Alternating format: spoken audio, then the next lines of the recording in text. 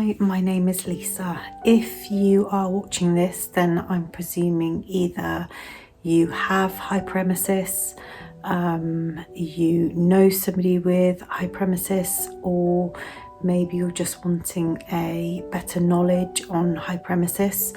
And I wanted to share my story with you. I had hyperemesis about 14 years ago with my third child. I would say that feelings still are quite raw, even though it was that long ago. It was a huge part of my life, one that I'm not going to forget for a very long time. So my hyperemesis started around 5-6 weeks into my pregnancy. It started with basically just what I thought was morning sickness, but it seemed very severe. I was being sick an awful lot, and it was getting to the point where I was struggling to eat, drink, keep anything down. It was just awful. And then I got to kind of the point of desperation, really, of feeling that this was more than just morning sickness. And my husband took me to the doctors. I say took me, I was in no state to drive, walk. I was so weak. And this was only about 2 weeks, I'd say 1 to 2 weeks being in of having what was hyperemesis. And even in those 2 weeks, I declined a lot. I was, very weak, not eating, barely drinking. So my husband took me to the doctors. Whilst waiting in the waiting room, I had to run off and be sick twice. And then we saw the GP, who I'd seen previously, thought that she was, a nice GP. And it was an awful experience, if I'm being honest. She wasn't sympathetic at all. She kind of made me feel that it was just sickness and nothing out of the ordinary, and basically to get on with it. And she wanted to send me home. At which point my husband put his foot down, thankfully. I think I was probably in tears at this point. And he said that, things couldn't carry on like this, that this is my third pregnancy. I'd not been like this before. And she basically gave me some sickness tablets. No mention of hyperemesis at all. Still was adamant that this was just normal pregnancy sickness, with the view of kind of living with it and getting on with it. So I left, started taking the tablets. At that point, I felt quite hopeful. I'd never obviously heard of hyperemesis, so I was just thinking it was just normal pregnancy sickness. So I went home feeling quite hopeful, thinking that they were going to work. They didn't. Now, thankfully for me, I actually worked in a maternity hospital prior to becoming pregnant, just taking baby photos. I wasn't a midwife or anything like that. No, kind of medical knowledge. But in my time working there, I'd gained a really good friend who was I'd say an expert in her field. She was close to retirement, had been a midwife for a very long time, and she knew her stuff. And she had, I can't remember if I'd got in contact with her or she got in contact with me, but she came and saw me, and she tested my ketone levels. Again, none of this I'd ever heard of. Basically, ketone levels are in your urine. Obviously, the more ketones, the more, I think this is right, the more ketones you have, the more dehydrated you are. And that came back that I was severely dehydrated, at which point she rang the hospital because she wanted me admitted.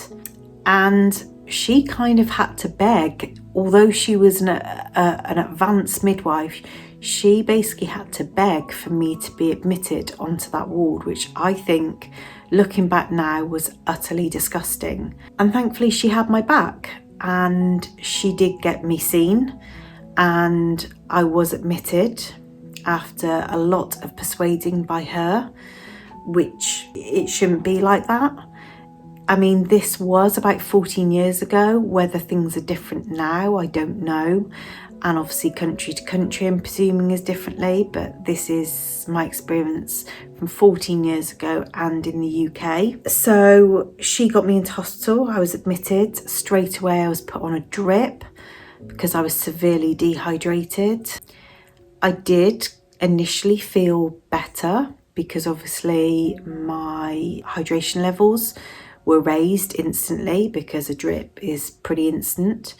And I think on that particular occasion I had, it was around 4 or 5 bags of, is it salines? I don't know, whatever it is they give you to rehydrate you. I was given about 4 or 5 bags, and I know that that was probably the worst. I was dehydrated because I was admitted probably another 4 times after that, and I didn't have anywhere near as many bags. So I'm presuming that that particular time I was a lot more dehydrated. So yeah, I did feel better initially. I can't remember how long I stayed in for because this was quite a long time ago. I was discharged, came home, and to be honest with you, I can't actually remember at what point it was worded that I had hyperemesis. I think it was my midwife friend who'd actually used the words hyperemesis and explained it to me, because I'd never heard of it.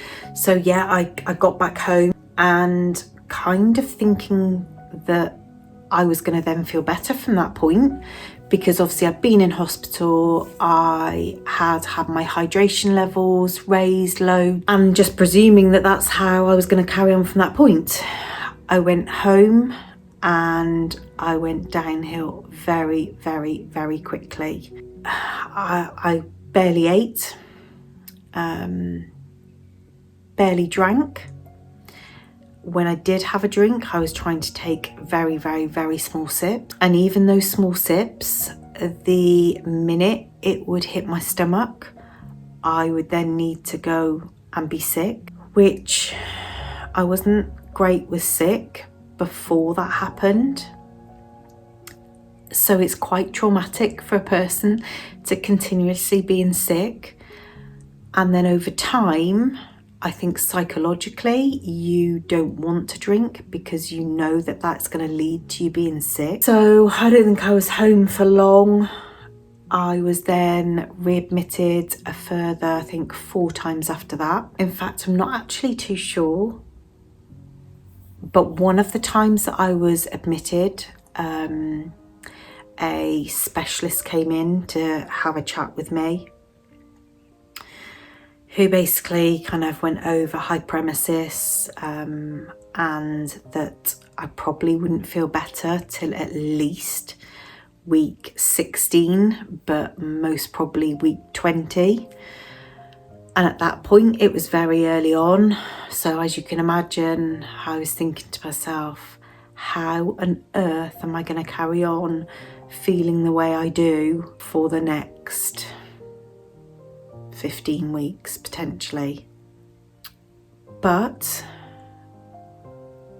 you just kind of go with it. You're pregnant, you know, from the minute you are pregnant, you see yourself as being a mum, whether that's a first time mum or, like for myself, a third time mum.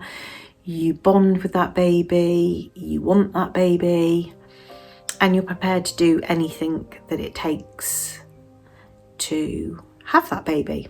So she ran through a few things with me, and she did delicately put it, but I still find it hard to hear. And that was basically, she was saying to me that all of it was caused by pregnancy hormones. And if those pregnancy hormones weren't there, then I wouldn't have hyperemesis. So in a nutshell, what she was saying was that if I was to terminate that pregnancy, I would no longer have hyperemesis.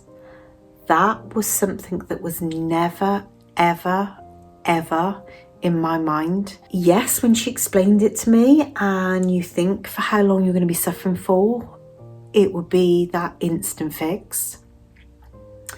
But that was not a reason for me to give up in any way, shape or form. I love this baby and I wanted this baby, so I was prepared to do whatever I needed to do. And being honest, I did feel a little bit offended that she would even want to discuss that.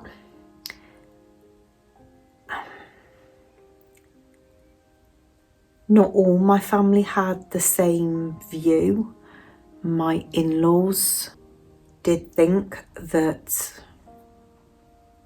I should just terminate because it'd be the end to all of the problems. Obviously, I didn't listen to them, but it was hurtful because as a mum, no matter what you're going through, you want people to respect your decisions. So yeah, there was lots of things going on and I did find that quite hard to deal with, as well as feeling the most ill I have ever felt in my life. So besides being taken in and out of hospital, there was how I was feeling on a day-to-day basis.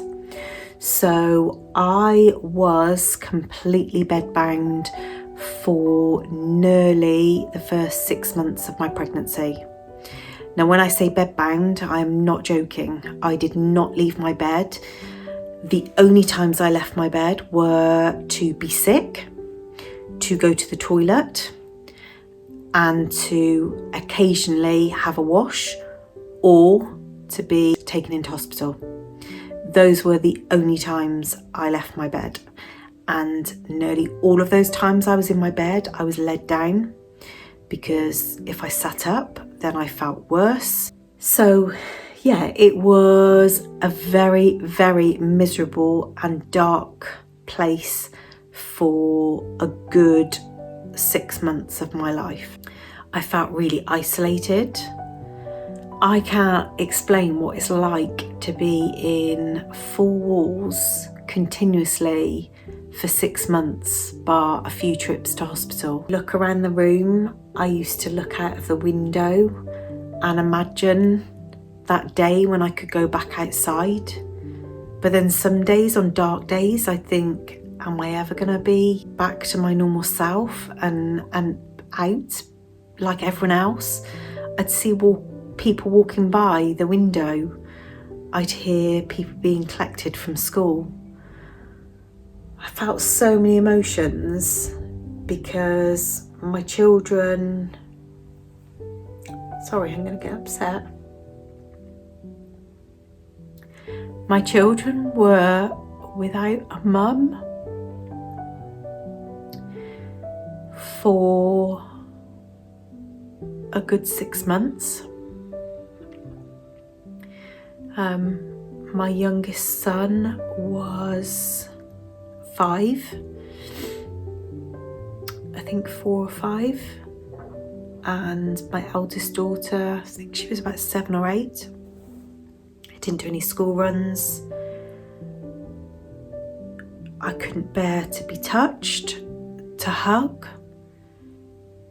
I couldn't kiss my children. I couldn't read them a bedtime story. I couldn't do anything normal. And that was really, really, really hard.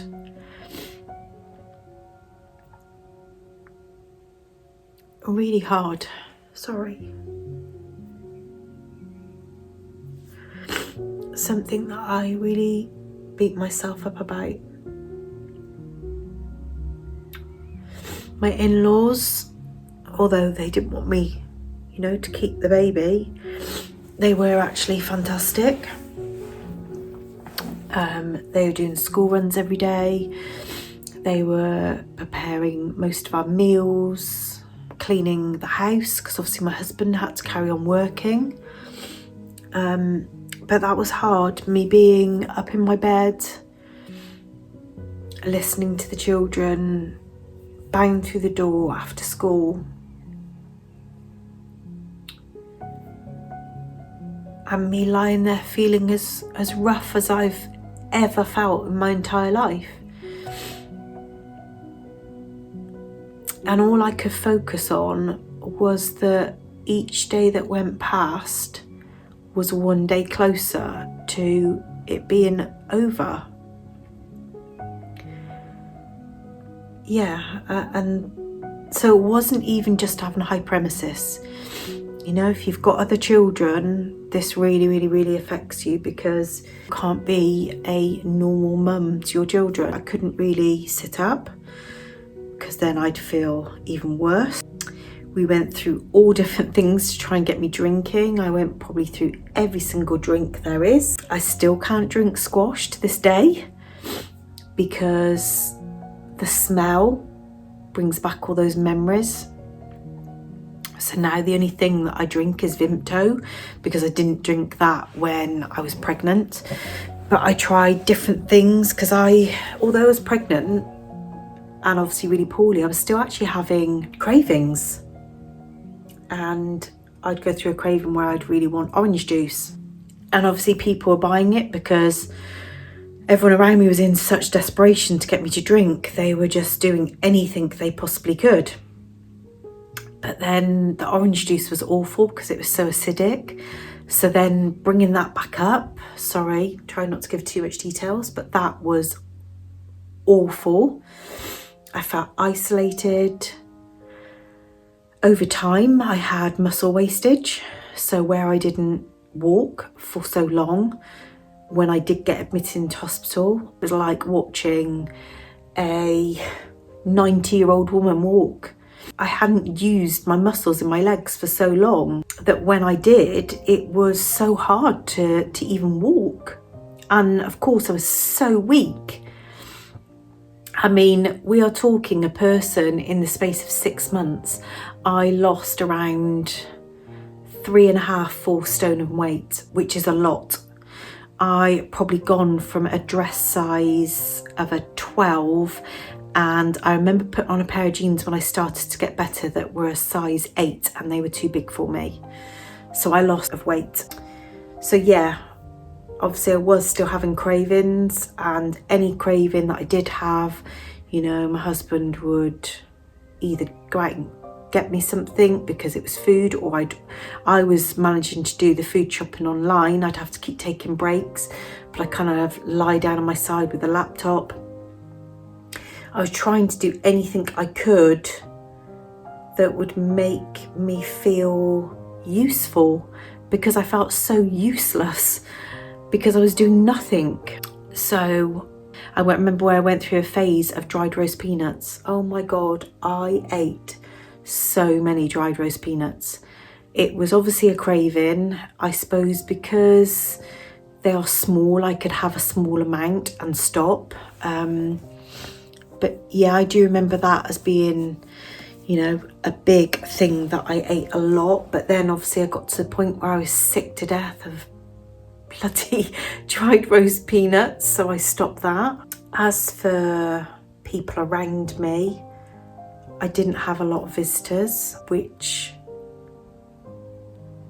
that was really hard and really sad, because in my whole life I have never ever felt as lonely as I did during that time of hyperemesis. So lonely and so cut off from the world. And I'd occasionally get somebody, you know, my mother-in-law come up for a 2-minute chat. She'd be gone again, and I'd be led there just listening to her pottering around. My husband, obviously, you know, did spend time with me when he wasn't at work, but I had a heightened sense of smell, and even his aftershave and deodorant made me feel physically sick. I couldn't cope with it. My mother-in-law cooking meals was another tricky one. If I smelt anything that was being cooked downstairs, I'd need to run off and be violently sick. So yeah, I had a real heightened sense of smell, which that wasn't great when obviously I was being sick all the time. So there was lots of things going on, and I also, at the time, I'm now on medication, but at the time I was also suffering with vertigo. So a lot of the time I felt dizzy, things were moving, that probably didn't add to the sickness. Yeah, that was hard. So people around me, and I don't necessarily blame them, but nobody had any understanding of hyperemesis. No one around me had ever heard of it. I'd never heard of it. So people that were close to me, I think some people thought that I was depressed, that I was basically choosing to stay in bed all day and that I didn't want to get out. I think my husband and his parents thought not that I was putting it on, not at all, but I think they more had the attitude of, come on, just kind of get a grip of yourself, shake it off, and if you start getting up and moving around, you'll feel better. I suppose a bit like, with other illnesses, if you stay in bed too long, then sometimes it can make you feel worse. That was not the case at all. I had zero energy levels. I was so weak. I couldn't get out of bed. I was dizzy. I had poor balance. Yeah, it was nothing how I think some people saw it to be. I didn't want to be in that bed. I wanted to be living my life. I wanted to be with my children, enjoying every moment of them. I didn't want or choose to be so isolated and to have all of those feelings and to be going through what I went through. I didn't want any of that. No way. And no way would I have ever chosen that. And anyone that, is going through hyperemesis or has had hyperemesis, and, I know there's different forms of severity. I think that mine was very severe to be bedbound. I know that there's lots of people that are in and out of hospital but aren't necessarily bedbound as well, but I was, so I'm presuming that I had it quite severe. Yeah, it was just the darkest time of my entire life. So I started to get better, probably close to 20 weeks, but nowhere near felt back to my normal self for the rest of the pregnancy. And even at 20 weeks, I was still quite poorly, but I was starting to get up and move around. For a long time afterwards, I couldn't make meals, I couldn't prepare meals. I remember my sister-in-law coming around once, and I actually asked her, could you make the kids lunch? Because I physically could not look at food, smell food, touch food, everything.